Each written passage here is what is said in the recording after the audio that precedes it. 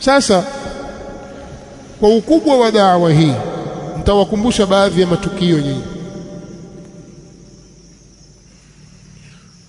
Wakati wa nyuma utaona mambo mengi ambayo yako kinyume na njia ya Mtume sallallahu alaihi wa alihi wasallam. Matukio kadhaa, kuna matukio kadhaa ambayo yalikuwa yakijiri katika safu zetu sisi, tukiona kwamba ni sawa, tukawa tunaishi hivyo. Na miongoni mwa mambo ambayo ilikuwa kitutesa sisi ni elimu ya dini. Ilikuwa si kipaumbele chetu, lakini ilikuwa tunateswa na uhizbia, umetuganda kila mahali.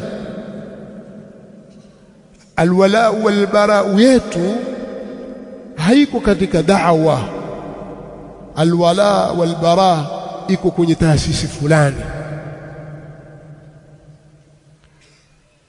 Mpaka uwe kwenye hilo, basi wewe ndio wawa haswa. Sikwambii mambo mengine ya khurafati, shirkiyat na mengineyo nje ya hapo. Tutaje kutaja hili, tunakaa hapa mahali karibu. Baada ya ujumbe kufikishwa, alhamdulillah, jambo hili liling'aa na watu wakajitoa katika hali ile.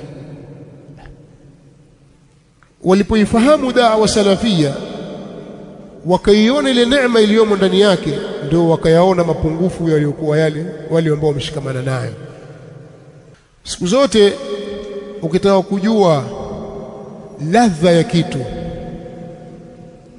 na usawa wake na raha yake, basi kiingie kitu hicho. Kama ni kitu cha kuingiwa, kiingie. Ukitaka kujua ladha ya maji, kwamba haya maji yana ladha gani, yanywe. Lakini mimi nikusifie tu, wajua maji si mchezo bwana, mtamaliza ufasaha wote. Lakini nikikwambia elezea ladha ya maji ikoje, hautaweza.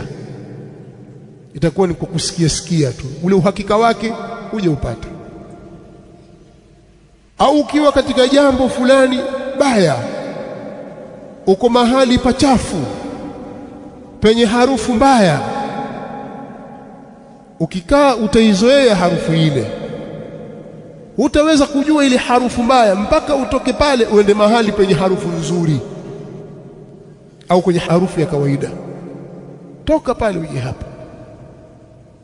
Unaweza uko ndani ya shimo la choo, lakini waona kawaida tu. Ukaletwa maembe ukala, ukaletwa machungwa ukala, ugali ukala. Kwani kuna nini? Si matope tu haya. Kumbe uko ndani ya shimo la choo. Lakini ukitoka pale ukienda katika sehemu safi, ndio utajua kumbe nilikuwa kwenye tope, kumbe nilikuwa kwenye uchafu. Utaligundua hilo baada ya wewe kutoka pale. Sasa mtu unaweza ukawa katika jambo fulani hivi ukaliona kwamba la sawa, mpaka ukitoka pale ndio utajua kwamba kumbe ilikuwa ni kwenye mateso mimi.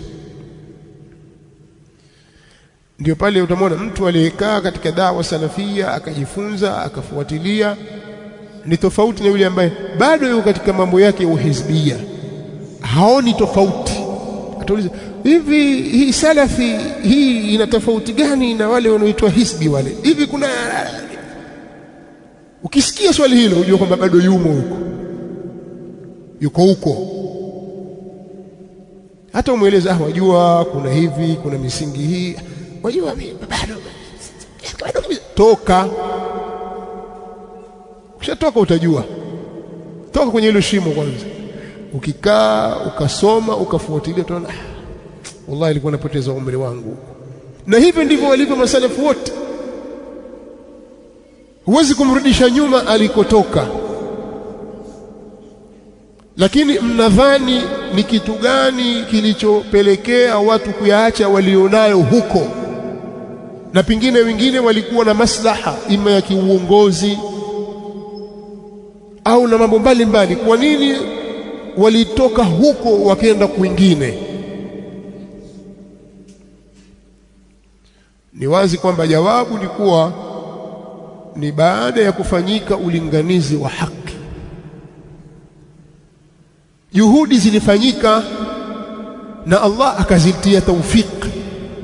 Vita vilikuwa vikubwa vya maneno na uadui, lakini Allah aliwavusha watu hapo.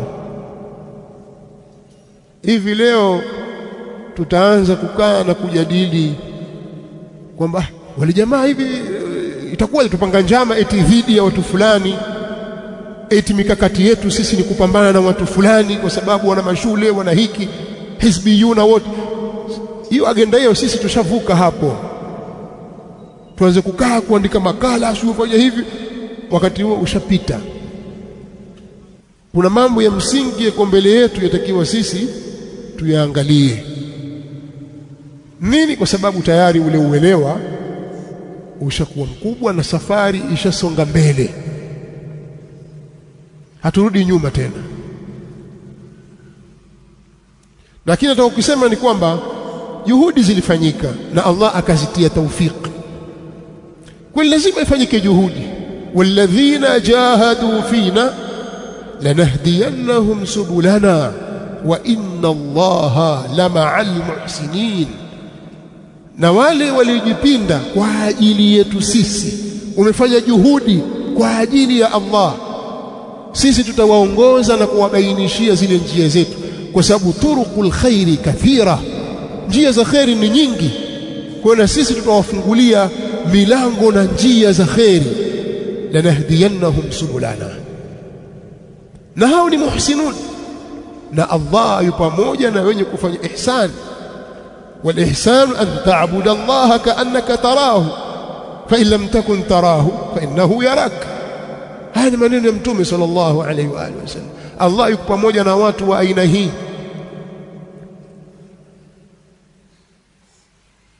Kwa hiyo ukishajitambua kwamba hawa wanahitajia dawa, fanya dawa.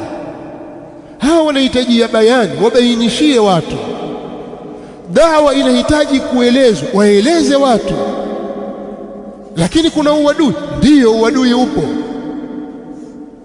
Lakini kuna njama, ndiyo njama zipo. Nitabezwa mimi, ndiyo utabezwa. Nitanyanyaswa, nitakashifiwa, nitafanya kadha. Yote haya utakutana nayo.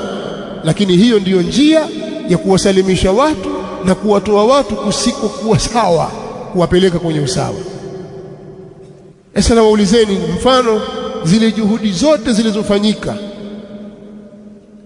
na watu wa msikiti huu na ndugu zao kutoka Pongwe na kutoka sehemu nyingine, yale matusi tuliotukanwa, tulichanika vifua, kashfa, vitisho, lugha za kebehi, yametudhuru nini sisi? Mpaka hii leo kuwa sasa tuko katika hali hii, katika mustawa wa nchi hii, kwa kiwango cha nchi hii, kitu gani tumedhurika sisi? Kuonyesha ya kwamba hata mtu akutweze vipi, lakini Allah subhanahu wa ta'ala akitaka kukunyanyua hataweza kukutweza na kukudhalilisha. Hutadhalilika. Wewe simama upande wa Allah subhanahu wa ta'ala. Kwa hiyo nafasi yetu kumbe sisi ni kubwa, tuweze kutoa ushawishi kwa watu na watu wakatuelewa na wakakubaliana na tunayosema na tukafanikiwa, maadamu ni haki. Ukilifahamu hilo, basi utakuwa umejitambua.